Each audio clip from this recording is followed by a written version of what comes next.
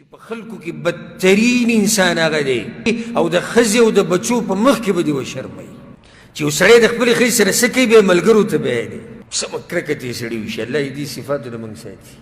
او یو ښځې سره خاوند څه کوي هغه یې نورو ښځو ته بیانوي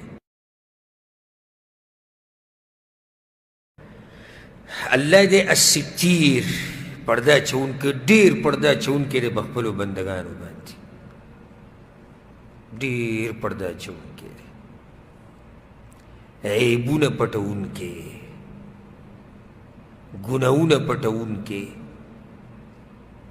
او داسې پرده اچونکی ذات دی که نه داسې پرده اچونکی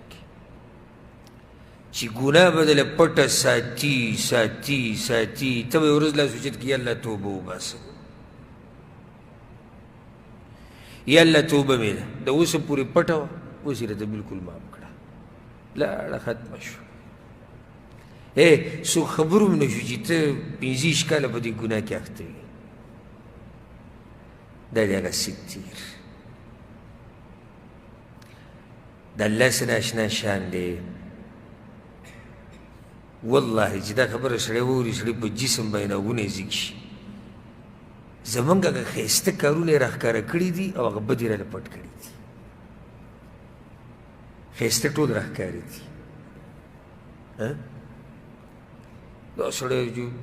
د کې پلانې صفت دی او دی غریبانو سره منډه یو دی منځه ته راځي او د ده ګیره ده او دی خرچې کوي او دی تقوادار دی او دی درسونه کوي او دی علم یې زده کوي او دی علم خوروي او دا ټولې خبرې راښکاره کړي دي خو د شپې دا سړی څه کوي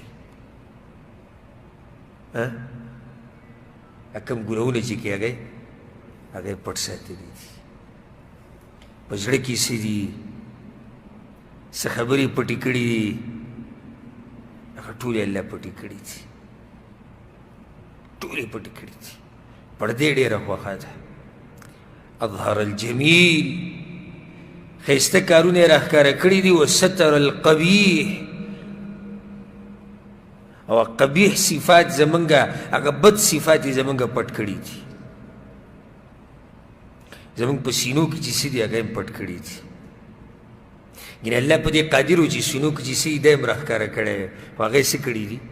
پټ کړي دي او پردې خوښه ده دا خوښوي چې یو بنده په ځان باندې پرده واچوي دا ډېره خوښه ده یو حدیث ته وایم په صحیح بخاري کې ډېر ناشنا حدیث دی پیغمبر صلی اللہ علیہ وسلم کل امتی معافا الا المجاهرین زما ټول امت به الله بخي مگر هغه چې په جهر سره د الله نه فرمانیانې کوي ښه جهر څه دی وان من المجاهره دې ته غوږ کښېږدئ مجاهره دا ده ان يعمل الرجل بالليل عملا یو سړی د شپې یو کار وکړي ثم یصبح وقد ستره الله او دا سړی بیا سحر کې او هغه ستیر ذات پې پرده اچولې ده د شپې دې څه کړي دي الله ته پته ده او بیا ده ته پته ده فیقول سحر چې راپاسي خلکو ته وایي یا فلان ای پلانیه عملت البارحة کذا وکذا ما خو پرون دا کار کړی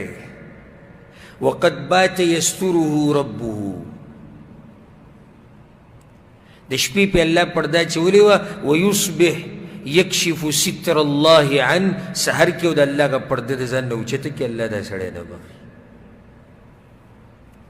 ګوره څنګه ذات دی ستیر په موږ خو یې پرده راچولې ده او موږ ته هم دا وایي د ځان نه پرده مه اوچته وه ځان مه شرموه بعض راسټارټ شي که نه الله دې بخانه کوي خو پوښا چې به ما کومې غلاګانې کولې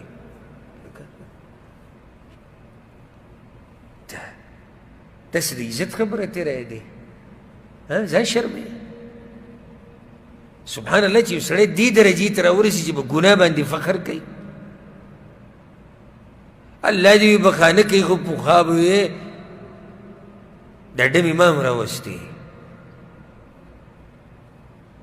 الله دې بخانه کوي ما یو فلم نه دی پرېښودی د انډیا الله د باندې پرده راچولې ته یې خلکو ته ویلی ستیر ذات پټ کړی ته خلکو ته راښکاره کې شرم نه درځي د الله نافرماني دې کړې ده، اوس پې سینه ټپې، سینه ټپې چې ما د الله سره دشمني کړې ده یو وخت کې، سینه ټپې چې ما یو وخت کې د الله نه ده منلې، او هغه د باندې پرده راچي، هغه الله د باندې پرده راچي، دا دی ستیر ذات، او ته راولګې د ځان شرموې. پرده اچوونکی ذات دی. زه کله دا سوچ کوم که نه، زړه به دې ژوندی شي دې خبرې سره. زه کله دا سوچ کوم زه یم که د دې ګناهونو نه بین راتلی زموږ به څه حال وي.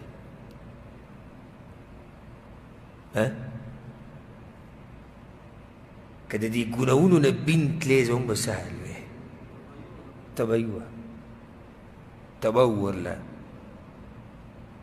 دوست به د دوست سره پاتې شوی نه، مور پلار سره به رشته پاتې شوی نه، د ښځې او د خاوند رشته به پاتې شوی که دا پردې الله اوچتې کړي. که پردې الله اوچتې کړي د ښځې او د خاوند د ډېرو رشتې به ختمې شي، که پردې الله اوچتې کړي د ډېرو وروڼو ورورولي به ختمه شي، که پردې الله اوچتې کړي د ډېرو ملګرو ملګرتیا به ختمه شي، که پردې الله اوچتې کړي د ډېرو ناشنا ناشنا کارونه به راښکاره شي، او که پردې الله اوچتې کړي والله که ما او تا د یو بل سره سلام هم وکړو. څومره مهربانه رب دی، څومره مهربانه. یعنی زه وایم که د الله دا یو نوم راواخلو او سوچ پکې وکړو که نه، هسې که الله په تندي لیکلی چې ده د شپې دا ګناه کړې ده. ما ورته ملاقات کړی دی یو بل سره، که الله په تندي لیکلی چې دې سړي په زړه کې دا دي، که الله په تندي لیکلی چې ده د پلاني او د پلاني حق خوړلی دی، که الله په تندي لیکلی چې د پلاني ځای کې او پلاني ځای کې زما سره دشمني کړې ده، تباهي وه والله. خو هغه مهربانه رب الله دې ورسره زمونږ ملاقات وکړي په داسې حال کې چې زمونږ نه راځي، او الله دې د هغه دیدن موږ ته نصیب کړي. هغه را باندې پرده راواچوله. ګوره پردې دومره خوښه دی چې موږ له یې دا ښایسته لباس راکړی دی. یا بني آدم قد انزلنا علیکم لباسا یواری سوآتکم وریشا. الله وی اے د آدم بچو لباس می در لېږلی دی چې تاسو پټ کړي، ستاسو عورتونه پټ شي. دا لباس که نه موږ به څنګه وی؟ تاسو ته زناور؟ الله اکبر. نو بعضو د ځان نه اوس په زوره زناور جوړ کړي دي. اوس لباس په کمیدو دی، او جی وی دا پرېږده وی دا وی دې انګریزانو ملکونو کې پاتې شوی دی، صفت ولو کړي چې یعنې دا ډېر مخکې تللی دی. زه هم که لغړتوب سره سړی مخکې ځي نو بیا د ټولو نه مخکې دا خره دي، او د زناور د ټولو نه مخکې دي، ځکه چې هغه مکمل لغړه ګرځي. نو بیا خرو ډېره ترقي کړې ده. سم خیال دی؟ سپو هم ترقي کړې ده، هغه لغړ ګرځي بلکل که نه. که لغړ ګرځېدو ترقي وې نو بیا خو دا زناور زموږ نه پخوا مخکې تلي دي. ترقي خو دا دی چې دا ولباس التقوى ذلك خیر. یو سړی د تقوا لباس ځان له جوړ کړي او بیا دروند لباس ځان له جوړ کړي، دا ترقي ده. ښکلی پراخ لباس مزیدار الله پې زموږ بدن پټ کړی دی. الستیر دی پردې ډېره خوښه ده که الستیر دی پردې خوښه ده، نو په دې زنانو باندې ګوره پردې لازم کړې ده چې ونه شرمېږي او وساتلی شي. یو نیم بلیګیایي چېرته بهر په سفر باندې ځي نو ګاډي له به دغه راوړي، هغه په ګاډي له پاسه ترپال نه اچي، نو ګاډی به څه کړي پټ به یې کړي. د ښځې به مخ ښکارې ګرځي، د ګاډي ورسره کم دی ترپالونه پې اچي او ښځه داسې ګرځي. الله وی نه دې ښځو ته ووایه چې پردې وکړي چې په حیا او په عزت کې پاتې شي ستیر دی پردی خوښه ده که نه نه غواړي چې څوک وشرمېږي نو ځکه یې په دې ښځو باندې پرده لازم کړه فایده پکې خو دقه وکنه چې عزت پاتې شي زما او ستا عزت الله اکبر زما ښځه ده او ستا ښځه ده که زما ښځه ده او دې خبرې ته غوږ کېږده او ستا ښځه ده او الله پې پرده لازم کړې ده ولې یا الله وایي دې دپاره چې ته ونه شرمېږي دې دپاره چې ستا عزت خراب نه شي دې دپاره چې ستا د زنانه او د ښځې په دې پاکه جامه باندې داغ ونه لګي دا دی ستیر رب د دې رب په شان مهربان هم بل څوک لیدلی ما وی کنه محسن کم احسان به د الله دی نو دا پرده راچول هم د الله په دغه نوم کې دننه راغلی محسن کې احسان کوونکی پردې ډېره خوښه ده قل للمؤمنین یغضوا من ابصارهم ووایه مؤمنانو سړو ته چې نظرونه کوز ساتي پردې خوښه ده وقل للمؤمنات يغضضن من أبصارهن ووایه دې زنانو ته چې نظرونه کوز ساتي پردې ډېره خوښه ده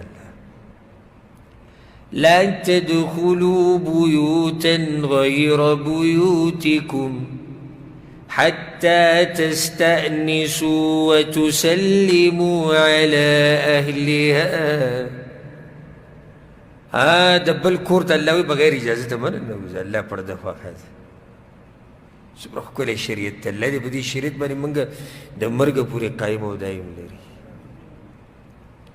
من نوځي د بل کور ته بغیر اجازه ته الله وایي ځکه چې ستیر دی پرده یې خوښه ده والذین یرمون المحصنات واوره څوک چې په پاک دامنو ښځو باندې بهتانونه لګوي ثم لم یأتوا بأربعة شهداء او بیا څلور ګواهان رانوستو فجلدوهم 80 جلده اتیا دورې ووهئ ولې دا سزا الله کېښوده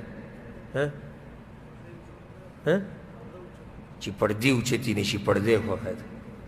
ولې ته یو ښځه شرمې ګواه سره نشتي ولې بهتانونه لګې رب العالمین غواړي چې د معاشره په پرده کې پاتې شي زینه یې ولې حرام کړه په ده کې د لاسه حرام کړه اجتنبوا كثيرا من الظن الله وي بد ګمانونه په یو بل مه کوئ ولا تجسسوا او د یو بل جاسوسي مه کوئ چې پردې اوچتې نه شي څومره مهربانه رب دی الله اکبر بنده لګیا دی ګناهونه کوي بنده لګیا دی نافرمانیانې کوي حالانکه زمونږ هغه الله ته ښه ضرورت دی او هغه زمونږ نه بیزاره دی او هغه بیزاره رب په مونږ پرده رااچوي سوچ وکړئ دې ته زمونږ ورته ضرورت دی او هغه زمونږ نه بیزاره دی اچھا چې ورته ضرورت دی هغه ګناهونه کوي او هغه بیزاره رب پې بیا هم پردې رااچوي حدیث به راته ووایم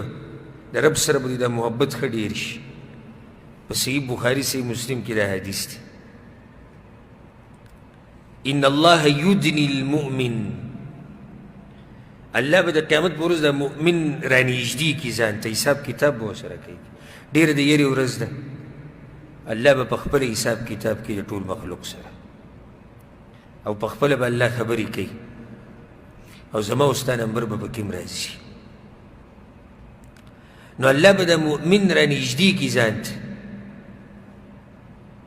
بیا به ورته وایي اتعرف ذنب کذا اتعرف ذنب کذا پلانې ګناه چې دې کړې وه هغه پلانې ګناه چې دې کړې وه هغه به وایي نعم ای رب او یا الله کړې وه حتی اذا قرره بذنوبه دی به اقرار وکړي په خپلو ګناهونو باندې د الله په مخ کې الله به ورته یو ګناه رایدي هغه پلانې هغه پلانې دی به او یا الله هغه پلانې او یا الله هغه پلانې او یا الله ورأى في نفسه انه هلك دا سړی به وایي لاړم تباه شوم هغه ټول ګناهونه یې راپسې شمار کړو سړی به څه وایي لاړم څه شوم تباه شومه واوره الستیر به ورته څه وایي الله به ورته وایي سترتها علیک فی الدنیا په دنیا کې دا ګناهونه ما ستا پټ کړي وو که نه او یا الله پټ کړي دي وانا اغفرها لك اليوم نن یې زه له بخمه ځه پردې په آخرت کې مو اوچته نه کړه مهربانه ذات دی پردې په دنیا کې هم ساتلې وه نو پردې په آخرت کې هم ساتلې وه دا خبره یاده ساتئ چې الله په چا باندې په دنیا کې پرده واچوله نو په آخرت کې پې ماچوي حدیث کې راځي په صحیح مسلم کې لا یستر الله على عبد في الدنيا الا ستره الله يوم القيامه الله چې په یو بنده باندې په دنیا کې پرده راواچوي نو په آخرت کې پې هم راچوي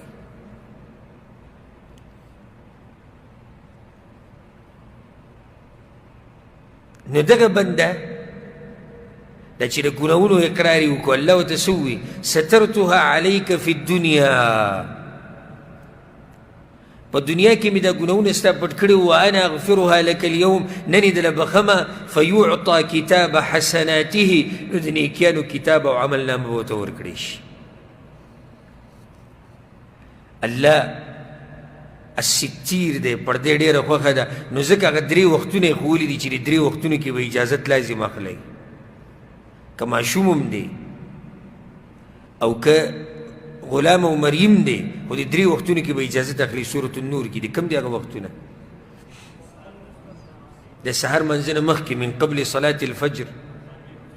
ماسپښین ټیم کې ماسخوتن منځه نه بعد ومن بعد صلاة العشاء 3 عورات لکم الله دا وختونه دې لپاره یې ښودي چې د الله پرده خوښه ده د دې نوم فایده دا دی چې د الله نه به دې امیدونه پیدا شي او د الله سره به دې محبت ډېر شي هسې موږ صرف اوس دا نوم واورېدو د الله سره محبت ډېر شو که نه ډېر زیات د الله سره به دې محبت ډېر شي بل د الله نه به در پکې حیا پیدا شي ګناه به نه کوې ځکه چې ته ګناه له ځې هلته به دا سوچ کوې الله په ما پردې راچوي زه ګناهونه کوم الله په ما پردې راچوي زه ګناهونه کوم نو حیا به د پکې پیدا شي بل دا چې په ځان باندې به پردې راچوي ځان به شرمې نه اوس چې دا نوم درته معلوم شو او د الله پرده خوښه ده نو د ځان نه به پردې نه اوچتوئ ګناهونه به خپل نه رایادوئ په دغه طریقې سره ګناه چې په کومه طریقه رایادول پکار دي هغه موږ نه کوو رایادول په دې طریقه پکار دي چې ته د ځان سره رایاد کړې او پښیمانه پې شي او وجاړې پې دغه موږ نه رایادو په زړه کې ګناهونه رایاد کړي چې یاره ما د الله څومره نافرمانیانې کړي دا به څه کېږي دغه شان الله پرده خوښوي نو ته به هم د چا نه پردې نه اوچتې په مسلمانانو به پردې راچې من ستر مسلما ستره الله یوم القیامه صحیح بخاري صحیح مسلم کې حدیث دی چا چې په مسلمان باندې پرده واچوله الله به پې د قیامت په ورځ پرده واچي د مسلمانانو نه به پردې نه اوچتوئ ګورئ رازونه به نه راښکاره کوئ یاره پلاني دا ښځه والعیاذ بالله ډېرې سپکې خبرې پلاني دا خور دا لور یاره دی هلته دی دلته که یو کار دې لیدلی نصیحت کې ورشه خو پردې به نه اوچتې سړی به شرمې نه او واوره داسې ناشنا حدیث د یرې په سنن ابي داود کې دی پیغمبر صلی الله علیه وسلم وایي لا تغتابوا المسلمین ولا تتبعوا عوراتهم د مسلمانانو په رازونو پسې به نه ګرځئ ګورئ پردې به ترې نه اوچتوئ فانه من اتبع عوراتهم څوک چې د مسلمانانو په رازونو پسې ګرځي او پردې ترې اوچتوي یتبع الله عورته الله ترې پرده اوچته کي او الله چې د چا نه پرده اوچته کي نو د کور په ګوټ کې دننه وشرموي مسلمانان به نه شرموي ګورئ د الله د بندگانو نه به پردې نه اوچتوئ ګینې الله به دنه پرده اوچته کي او د ښځې او د بچو په مخ کې به دې وشرموي پرده به راچي دغه شان پردې او دام د حدیث کې راځي چې په خلکو کې بدترین انسان هغه دی چې یو ښځه د سړي سره میلاو شي او یو سړی د ښځې سره میلاو شي، ښځه او خاوند دي، او بیا دوی هغه رازونه د یو بل سره یې څه کړي دي هغه بیا خلکو ته بیانوي. والعیاذ بالله دا ډېر سمه کرکه دې سړي وشي. الله یې دې صفاتو نه موږ ساتي چې یو سړی د خپلې ښځې سره څه کوي بیا یې ملګرو ته بیانوي، او یو ښځې سره خاوند څه کوي هغه یې نورو ښځو ته بیانوي. پرده به راځي، رازونه د کور، رازونه د خاوند، رازونه د ښځې دا به پټې ساتي، دا خبرې به ټولې پټې ساتي. دغه شان د دې نوم فایده خصوصا د زنانو دپاره الله پرده خوښوي، نو چې زنانه د خپلې شرعي پردې خیال وساتي. د ټولو نه غټه خبره د دې نوم په اخره کې همیشه به د الله نه دا دعا غواړي چې یا الله په ما پردې راواچوه. او په کې یو دعا د پیغمبر صلی الله علیه وسلم به وي، ګوره اللهم استر عوراتي وآمن روعاتي، یا الله په ما پردې راواچوه، ما په امن کې کا. دا دعا ډېره زیاته وایي، اللهم استر عوراتي وآمن روعاتي. هر ټیم دا دعا کوه، و یا الله په ما پرده راواچوه، لکه څرنګه چې یا الله تا راچولې ده په ما باندې، او یا الله دا پردې رانه مه اوچتوه. همیشه دا دعاګانې غواړئ. الله دې په موږ ټولو باندې پردې راواچوي په دنیا او په آخرت کې، او کمی پردې چې الله په موږ راچولي دي الله دې هغه زموږ نه نه اوچتوي. هذا والله أعلم، وصلى الله وسلم على نبينا محمد وعلى آله وصحبه أجمعين.